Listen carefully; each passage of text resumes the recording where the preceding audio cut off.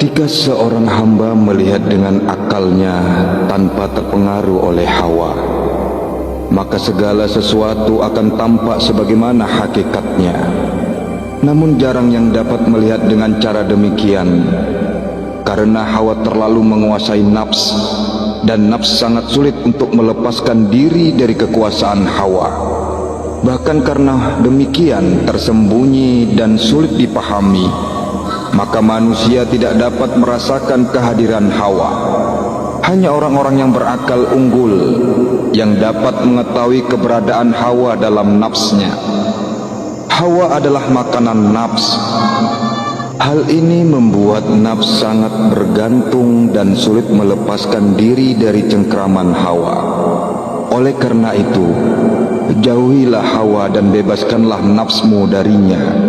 Sebab hawa akan menodai agama dan meruahmu, sebagaimana dikatakan dalam syair, jika kau ikuti hawa, ia akan menuntunmu menuju semua perbuatan yang tercelah bagimu.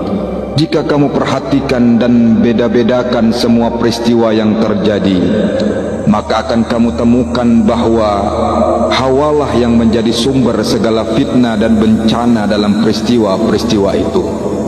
Oleh karenanya, hawa merupakan sumber kebatilan dan kesesatan. Hawa bak minuman memabukkan. Seseorang yang meneguknya akan dikuasai oleh minuman itu dan akan hilang akal sehatnya. Oleh karena itu, saudara, seorang yang pandai harus menyadari hal ini dan berusaha mematikan hawanya dengan mujahadah dan mukhalafah. Hakikat hawa adalah kecenderungan pada sesuatu yang batil. Hawa adalah perilaku dan tabiat nafs. Semua kecenderungan nafs pada kebatilan disebut hawa. Hawa terbagi dua. Pertama, ajakan-ajakan syahwat yang terdapat dalam diri seseorang, misalnya berbagai hal yang di atas yang menipu dan menguasai nafs serta diperebutkan oleh manusia. Ajakan-ajakan syahwat tersebut hina dan buruk. Karena itulah orang-orang yang memiliki marwah menjauhinya demi menjaga agama, menyucikan marwah, melindungi kehormatan dan menjaga akal mereka. Orang-orang berakal jika menghadapi tipu daya hawa dan penentangan nafsu, mereka tetap kokoh, tidak goyah. Mereka mempertimbangkan akibatnya dengan hati-hati dan tidak gegabah. Lain halnya dengan orang-orang yang akal dan jiwanya lemah. Mereka akan dikuasai nafs hingga tak dapat berkutik. Hawa akan menjerumuskan mereka ke dalam perbuatan-perbuatan yang buruk dan tercela. Namun karena hatinya telah buta, hanyut di mabuk hawa, mereka tidak menyadari berbagai keburukan yang telah dilakukannya. Kedua, hawa yang timbul ketika seseorang marah.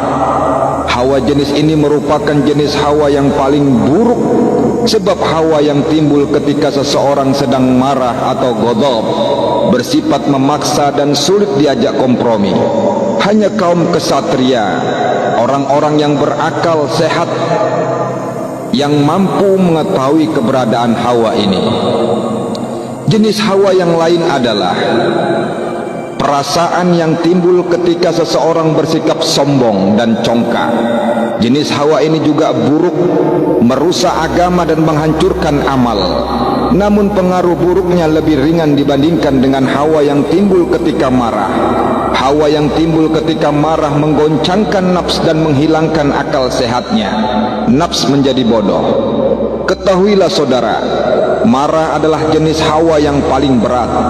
Para abdal pilihan memperoleh kedudukan di sisi Allah karena mereka benar-benar menjauhi semua jenis hawa. Sebab semua jenis hawa adalah buruk. Para ashabul haq ta'ala selalu berpijak pada kebenaran, sebab kebenaran adalah lawan kebatilan.